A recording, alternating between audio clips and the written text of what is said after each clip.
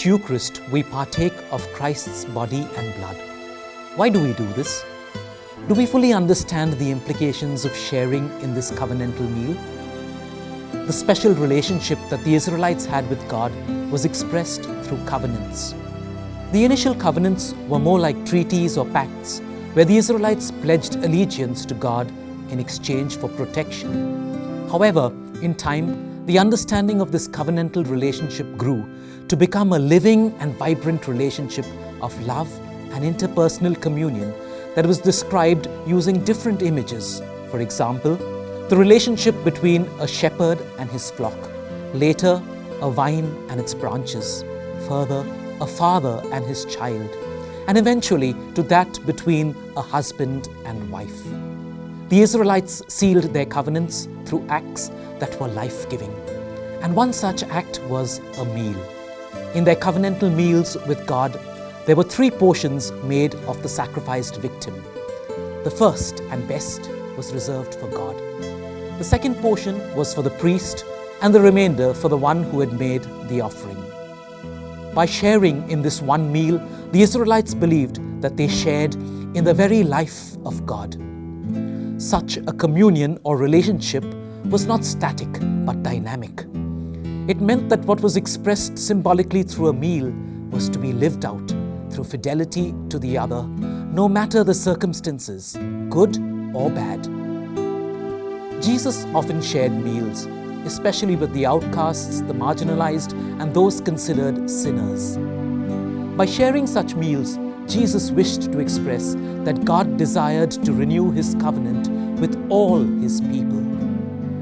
In the meal of the Last Supper, the idea of covenant is seen in the fullest sense, because it is now God who shares His very life with us through a meal.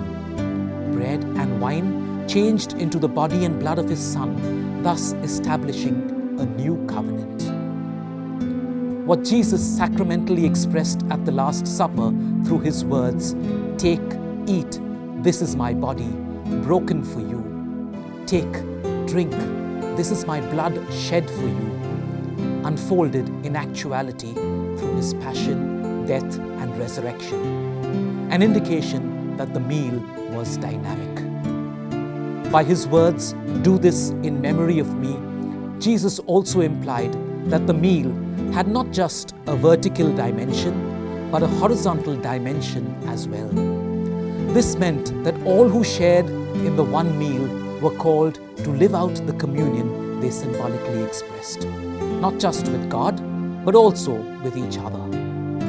The Acts of the Apostles, chapter 2, verses 44 and 45, and chapter 4, verse 32, from the New Testament are proof that the meaning of this covenantal meal was clearly understood by the early Christian communities.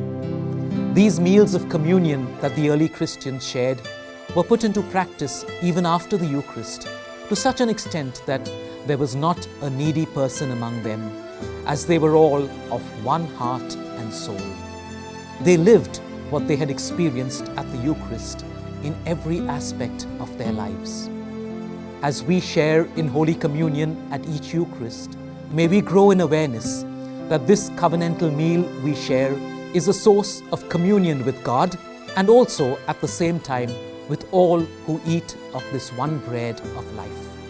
In the breaking of the bread, we are reminded that we are called to break ourselves in selfless service.